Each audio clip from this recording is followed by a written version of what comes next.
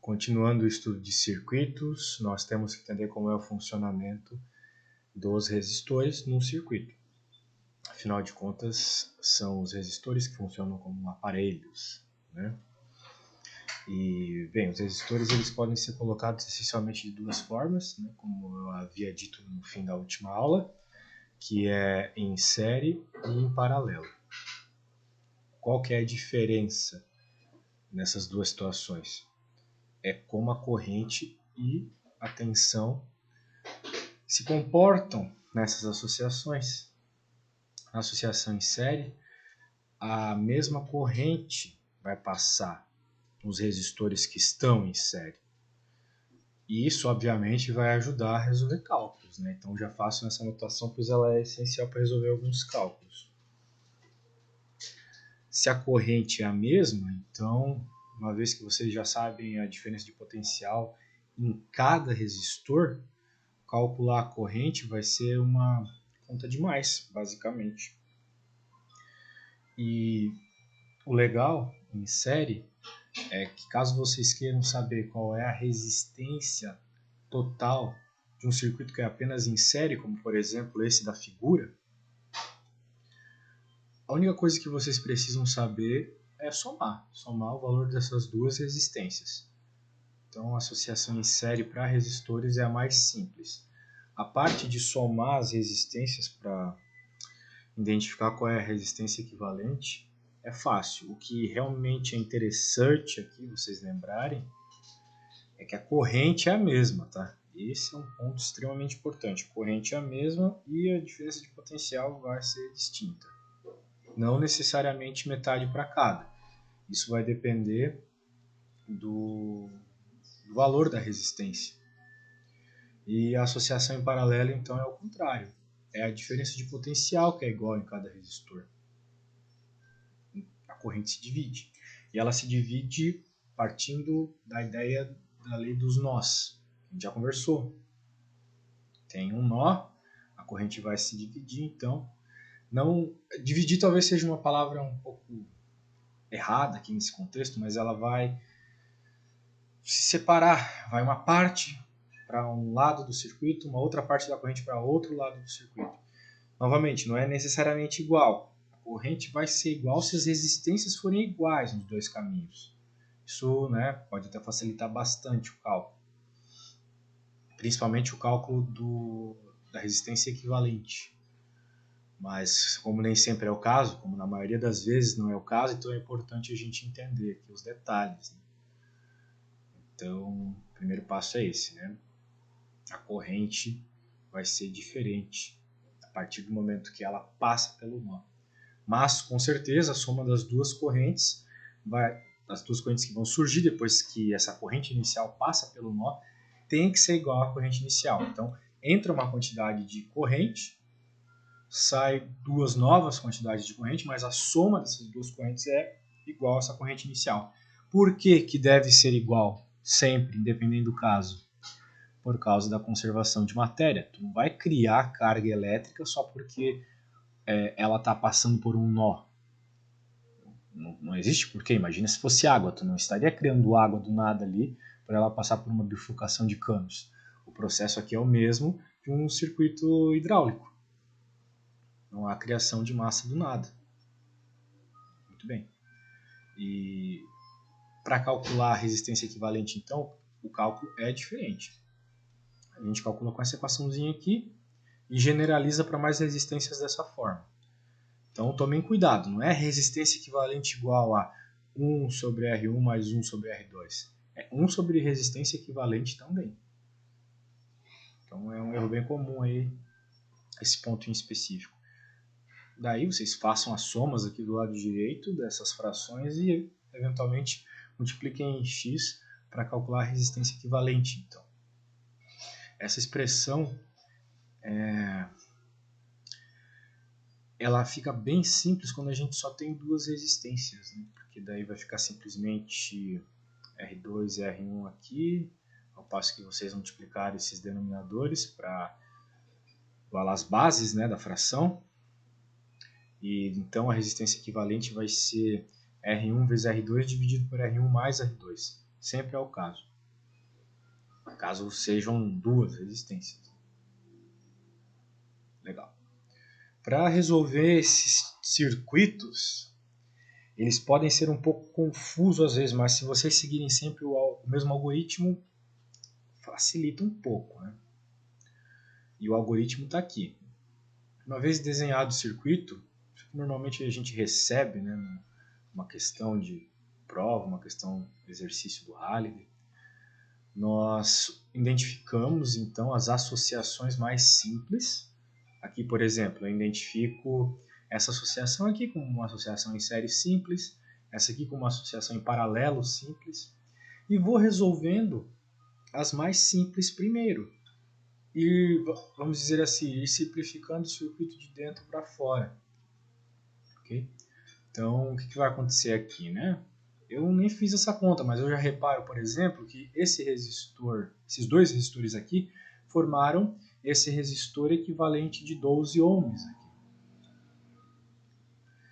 E eles resolveram essa associação em paralelo, depois fizeram em série com esse resistor de 4 ohms e acabou fornecendo então um resistor de 6 ohms. Então virou um novo circuito, bem mais simples que o anterior. Se a gente sempre resolver de dentro para fora, o circuito vai ficar simples. Legal. Aqui tem esses resistores em paralelo, que vão nos fornecer esse resistor equivalente de 4 ohms, e agora, finalmente, né, temos uma associação em série. Por mais que esse resistor esteja de um outro lado do fio aqui, ele continua estando em série, continua tendo uma perninha só ligada com uma perninha desse outro resistor. Diferente desse caso aqui, que é uma ligação em paralelo, porque as duas perninhas estão ligadas, né? As duas perninhas dos resistores estão ligadas. E percebam que uma vez que a gente calcula o resistor equivalente aqui, ele, vamos dizer assim, surge dessa forma e tal qual os dois resistores que o formaram, uma perninha só de cada um está ligada com a deste. Então, continua fazendo a mesma ligação de anteriormente, né? Anteriormente ter resolvido a parte do paralelo. Né? Então, tem que sempre perceber esse tipo de detalhe para não errar o formato da associação depois que vocês façam o cálculo inicial, ali, o cálculo mais interno do circuito. É isso. Então aqui o mesmo algoritmo, né? E eventualmente, se vocês quiserem calcular então qual que é a diferença de potencial, tem que lembrar que a diferença de potencial ela é dada por um somatório, né? Somatório da resistência vezes a corrente. E a potência, por consequência, somatório de todas as resistências vezes a corrente ao quadrado que passa do circuito. Legal. Aqui tem um circuito, e é um circuito bem comum quando a gente vai fazer cálculos de lei das malhas e lei dos nós. Tá? Normalmente, nesses casos, a gente tem duas malhas, só duas malhas, e essas malhas elas estão ligadas por esse fio aqui no meio. O que acontece nesses casos? Né? A gente já conversou sobre esses exercícios de lei das malhas, aqui eu vou passar por cima para que no próximo momento eu resolva um exercício com vocês, provavelmente antes da prova, resolvendo um circuito como esse. Então, qual que é o procedimento para começar a resolver um exercício desse? Né? Bem, o enunciado dá algumas informações, mas a gente pode identificar algumas apenas pelas definições. Né? Por exemplo, aqui a gente vai chamar de malha 1 e essa de malha 2. A malha 1, então, a gente identifica dois resistores com uma bateria aqui no meio. Daí vocês podem pensar, professor, dá para utilizar o que a gente acabou de ver de associação de resistores, né? Não. Nesses casos com malhas distintas, nós temos que resolver cada uma das malhas separadamente. E, como existe uma relação entre elas, a gente vai usar essa relação para encontrar todas as informações necessárias, as informações que o problema pede, que no caso são as correntes, as três correntes que existem nesse circuito. Então, como a gente vai identificar isso aqui? Né? Bem, a gente tem uma malha, a malha 1, e passa a corrente 1 nela. tem a malha 2, passa a corrente 2 nela. O problema é que existe essa região aqui entre as duas malhas, né? E nessa região, eu vou dizer que existe então a corrente 3. Se bem que a figura aqui ela fez o que é o menos comum, né? Ela chamou a corrente aqui de 2. Talvez porque ela está aqui na metade, né? Então 1, 2, 3. Mas normalmente a gente não faz isso. A gente chama a corrente que passa no fio entre as duas malhas de corrente 3. Mas o nome é dado pelo que vocês acharem mais interessante, né? Isso aqui é uma definição que vocês vão escolher. Tanto faz, né? O importante é que a conta esteja certa no final. E, bem, o que a gente repara aqui então, né? Também uma definição. O slide aqui ele define que a corrente 3 é a soma da corrente 1 e da corrente 2. Não precisava ser este o caso, mas como foi a definição feita aqui, afinal de contas, o fato de ter as setinhas para a esquerda aqui no lado de cima significa que o sentido da corrente foi escolhido como anti-horário. Não precisa ser o caso. Poderia ter sido escolhido horário também. Então, novamente, caso apareça num exercício que vocês vejam, ou num vídeo, é normal, tá? As definições são a escolha de quem está fazendo o exercício. Então, aqui foi escolhido que a corrente I3 é a fonte das correntes I1 e I2, então, por consequência, I1 mais I2 tem que dar I3. Ok. Então, vamos nos preocupar com a malha 1 primeiro. A malha 1 tem como referência esse ponto A aqui, esse nozinho. Então a gente vai circular essa malha 1 no sentido anti-horário. Então primeiro a gente passa pelo resistor 1. Tal qual eu falei na aula passada para vocês, toda hora que a corrente entra num resistor, ela entra positiva e sai negativa. A gente coloca na equação da lei das malhas o sinal com o que a corrente sai. Então como a corrente saiu negativa, esse elemento aqui tem a diferença de potencial I1 vezes R1, só que negativa. Legal, então passamos por ele e chegamos nessa bateria, que tem positivo de entrada e negativo de saída. Não precisaria ser o caso. É o caso porque, se vocês repararem, essa parte maior aqui do desenho está para cima. Então, no caso das baterias, a gente tem que sempre ir pelo desenho que nós recebemos do exercício. Então, se o desenho está mostrando a parte maior para cima, significa que o polo positivo dessa pilha, dessa bateria, está para cima.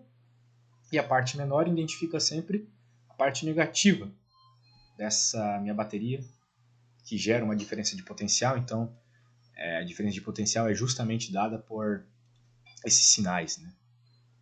As partículas vão se mover nesse circuito porque elas sempre tendem a ir da diferença de potencial maior para menor. Então ela sai da positiva e tende a ir para a negativa. Que nem uma partícula que cai devido à energia potencial gravitacional. Ela sai do alto, onde existe uma energia potencial mais alta, MGH, e tende a ir até o chão, onde a energia potencial é zero. Aqui não é exatamente zero, mas é negativo. É menor ainda que zero. Então vai tender a ir para esse lugar negativo. Só relembrando que foi visto na última aula. Então, a hora que a corrente chega aqui, ela entra no positivo, sai no negativo. A definição do Halliday do slide é essa, que a gente sempre coloca na lei das malhas o sinal de saída. E o sinal de saída foi negativo, então por isso que é E1 negativo. A diferença de potencial dada por este elemento. Então, novamente, saímos da bateria, chegamos no resistor que também tem resistência R1, esse resistor aqui de baixo. Novamente entra positivo, sai negativo, por isso está negativo aqui também, na equaçãozinha. Agora, a gente está preocupado com a malha 1, então a gente não vai para a malha 2, a gente vai continuar na malha 1 até voltar para o ponto A. Então a gente chega aqui na bateria E2, bateria com a força eletromotriz E2. Ela entra negativa e sai positiva. Então a gente tem que colocar esse E2 positivo na equação da malha 1. Muito bem. Agora o que vai definir se vocês vão acertar a questão ou não. Vejam aqui. Novamente, a gente definiu 3 como a soma de 1 e 2. Então aqui nessa parte do fio, se houver alguma resistência, ela vai ter a resistência, vai ter a sua resistência, mas a sua corrente vai ser I2, tá? Aquele lado passava I1 e ali a resistência vai passar I2. Só que a resistência I2, por definição, ela tem que ter o mesmo sentido dado por I3. Então ela está indo para baixo aqui, porque, novamente, I3 é a soma de 1 e 2. Se a corrente 2 está vindo para baixo, então significa que ela entra positiva aqui no meu, que ela entra negativa aqui no meu resistor e sai positivo. Então por isso que na equação ela vai aparecer como positiva, ok? Essa é uma forma de pensar o problema. O que eu faria? Eu não escreveria I2 dessa forma. Eu escreveria I2 em função de 1 e de 3 aqui nesse caso, pois daí a gente sempre manteria o I1 positivo dentro da diferença de potencial que existe nesse resistor. Então, em vez de I2, eu colocaria então I1 menos I3. Né? Beleza. Então essa foi a malha 1. Daí da malha 1 a gente então encontra um sisteminha aqui de duas incógnitas, que são as incógnitas das correntes, que a gente não tem valor, I1 e I2. Mesma coisa para malha 2. Se a gente seguir a mesma lógica, a gente vai chegar nas mesmas relações encontradas aqui. Vamos dizer assim, encontradas com a mesma lógica, envolvendo os mesmos valores que foram usados na primeira malha.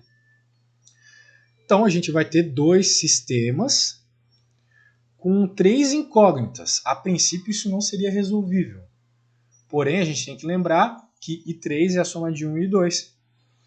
Então a gente já vai escrever I3 em função de 1 e 2. O que vai fazer esse sistema de 3 incógnitas e 2 equações virar um sistema de 2 incógnitas e 2 equações. E como todos vocês sabem, sistemas assim são possíveis e determinados. Então a gente vai conseguir encontrar as duas correntes.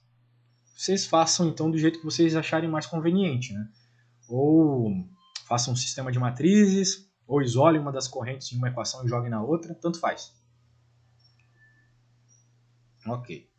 Para fazer essas medidas, a gente tem que usar equipamentos. Sobre esses equipamentos e sobre o efeito físico, teórico deles no circuito, a gente vai falar numa próxima aula.